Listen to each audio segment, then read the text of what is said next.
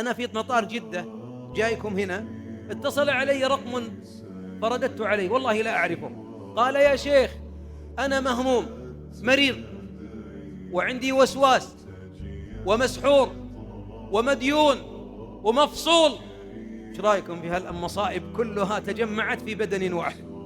فلزمت أستغفر الله ولزمت الفاتحة، ولساني لا يفتر عن قولي لا حول ولا قوة إلا بالله.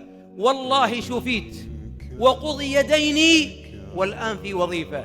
والله يا شيخ ما زدت عن قول لا حول ولا قوة إلا بالله، سمعت شرحها تدبرتها. بعضهم يقول لا حول ولا قوة إلا بالله، لا حول ولا قوة، بس لكنه لا يعرف معناها. ما الحول بيد من؟ القوة بيد من؟ إليه نرجع إلى من بيده مفاتيح الفرج؟ من الذي إذا طرق بابه فتح؟ من السميع؟ من البصير؟ من الملك؟ من الغني؟ هو الله. انكسر ببابه، لا يبقى عندك من همك إلا ويتفرج.